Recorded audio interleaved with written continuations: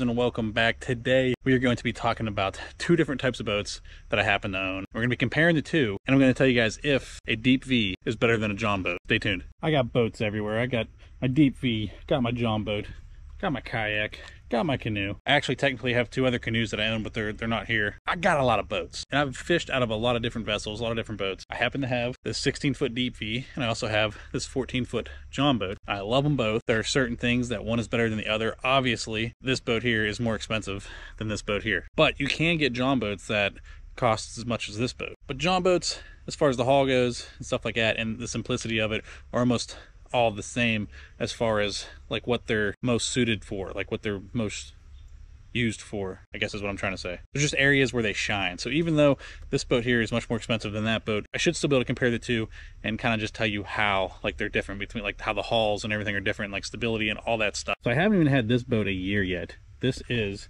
a 16-foot Ultracraft, the Ultracraft 16 CT, and I have a Suzuki 40 horse on it. Always go with the 4-strokes. The 4-strokes are just easier.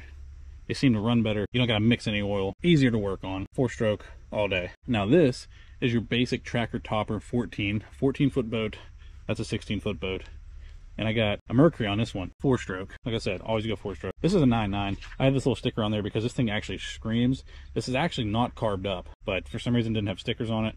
I don't know why. The stickers fell off or something. I bought this used, but it is a 9.9. I've had it checked out. It's definitely a 9.9. I've had this boat for like, I want to say like 4 years. I've only had this boat not even a year yet. I'm going to be honest with you. I've actually had much less mechanical problems with this boat than I have this boat. Now when I say mechanical problems, I don't actually mean mechanical problems. All the problems I've had with this motor have actually just been like sensors and stuff, and the prop not being pitched right. I bought this technically used, but this motor's only like a year old. It's still under warranty, and they don't have the prop pitched right. So if I'm just by myself, I hit the rev limiter on it and it goes in limp mode and it shuts down. I've also had some issues with this boat not wanting to start. Like, it won't even like attempt to start. I don't know if it's a solenoid, or I don't know if it's if it's trying to protect itself going to limp mode again, because I keep hitting the freaking rev limiter.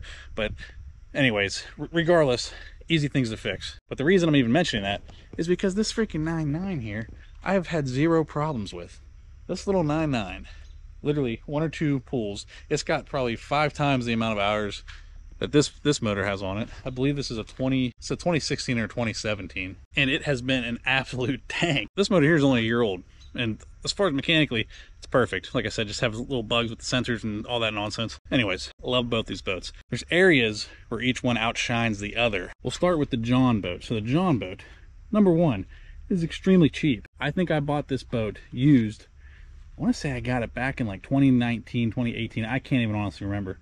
I got this used. I think I got the boat for like 900 bucks. The motor I got for a steal, got it for like 1400 or something like that. It's probably worth more than that now. Actually, I know it is. So for very cheap, you can be on the water. Obviously, in shallower water, this is gonna outperform the deep V. This thing can run in like literally inches of water. I've had this thing in well under a foot of water, no problem. I could run it wide open in probably freaking 10 inches of water before. Don't recommend doing that, but it is possible if you have a flat bottom John like this. Now another thing about the John boat that you guys probably aren't expecting is the stability. This little boat, this is a 1436, which means the floor is only 36 inches wide. This thing is so freaking stable. I usually run the boat from back here, right?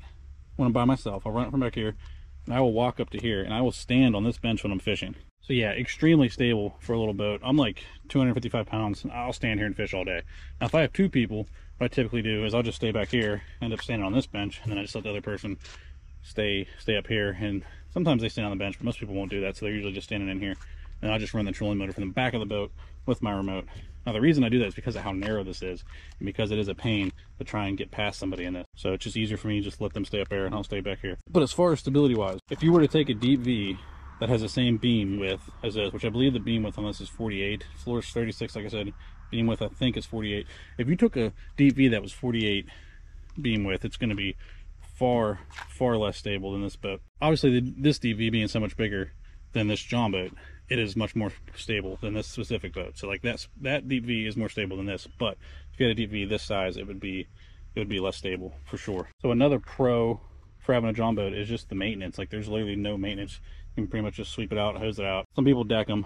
I wouldn't deck them. If you deck a boat this size, one of these small John boats, you're gonna lose a lot of stability. If you're a small guy, it makes sense, but if you're my size, it's not gonna be worth it at all. Like I said, I just stand on the benches. But yeah, as far as maintenance, you really don't have to do much. I don't ever even wipe this off because even the color of it like doesn't show. I mean, obviously it's dusty, but I don't baby it anywhere near like I do my Deep V. Again, with the motor, far less maintenance. It's just a pull string. Hardly any sensors in this thing. Way easier to work on. I like tillers. Obviously a tiller. Throttle's right here. Very simple design. If anything goes wrong with it, it's very cheap to fix or replace. And this little motor will actually push this boat with just me at about 23 mile per hour. I'll go ahead and put a link in the description of me running this thing wide open and doing like a speed test. This thing will scream. This thing will get it. Like this, I'm as fast as some bigger boats, like some Deep V's actually out there. So, and it bumps up on plane very easily because of the flat bottom. I've actually run smaller Deep V's with this exact motor. They won't even pop up on plane, and this thing pops right up. So, and because this boat is so light, it's only like 120 pounds. So you could pull this with a car if you wanted to. So those are pretty much all the pros to having a John boat. The cons are that, you know, it's typically they're small boats. You can get some large John boats, but for the most part, when you think of a John boat, you think of like a topper like this, and they are smaller, but you will be surprised how much you can get in this. The biggest con, I would say, is they do not do well in waves, regardless of the size of the John boat. If you get in some really big chop or some really big waves, that flat bottom is, as you can see, there's not much room there. You don't have a lot of freeboard, so definitely don't want to get caught in some nasty stuff in this, which I have before. And she actually did better than I would expect, but as opposed to this huge Deep V right here, that thing is just going to slice right through waves, and you're not going to have any problems. I mean, even I've had this thing in 4-footers and it's fine. This in 4-footers is pretty sketchy. Even the transoms, you can tell, if you were to be, you know, going in reverse in some heavy chop, you're going to get a lot of wash over the top here. And I actually don't even have a bilge in this.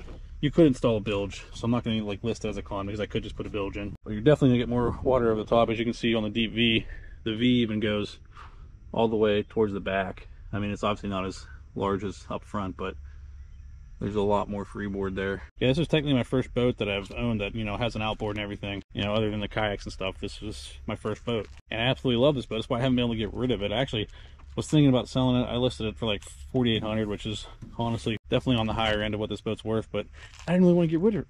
I really didn't want to get rid of it. I even had people asking to come see it, and I haven't even showed it to anyone because this boat's just awesome. Because I have the 9.9 on it, I can hit 9.9 legs, and like I said, this thing still runs 23 mile per hour, so I can get around pretty good on the small legs, on the horsepower restricted legs, and I can't take this there because this has a 40 on it.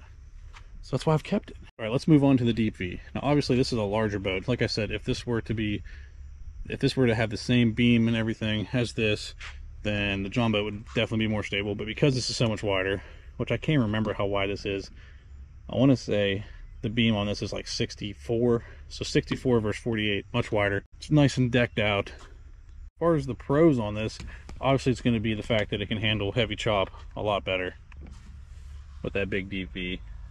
I can have it on bigger water. Even a John boat the exact size of this is going to outperform it in bigger water. That's going to be safer. This little boat can actually hold 6 people in it. So it says, really only 860 pounds, so those are pretty small people. But I've had 3 people in here comfortably. Now, because this is a bigger boat, I have a bigger motor on it. Like I said, I got the 40 horsepower Suzuki 4-stroke. It'll push it with just me. I'll get it to about 31, 32 mile per hour. And that's with the wrong pitch props. I think if I get a better prop, get the right pitch, it'll probably even go even faster. Pretty much the only actual major difference from this to the John boat is just the fact that it can handle bigger water and that there's typically usually more room. Even some of the bare bones Deep V's I've been in, seems like there's more room than the John boats. Now they are heavier, they're gonna be heavier. So just to say this was the same size boat as this, put the same motor on here, this is gonna be slower for sure. So to be honest, when you're picking out which kind of boat you're gonna want, whether if you're looking between a John boat and a Deep V, it's honestly kind of going to depend on your own personal preference and what kind of water you tend to fish. If you're going to be fishing bigger water that gets choppy, you're probably definitely going to want the Deep V. But if you're going to be fishing flat water all the time and you want something inexpensive, something that can move really fast with a small motor, then you're probably going to want the John boat. But yeah, guys, comment below. Let me know which style boat you prefer, whether it be Deep V's, John boats, or even anything else. You guys might like a freaking catamaran or something. But yeah, comment below. Let me know. Let me know if you own a boat. Let me know what kind of boat you own. And yeah, guys, thank you so much for watching. If you haven't already, please smash the subscribe button, hit the like button. I'll see you next time.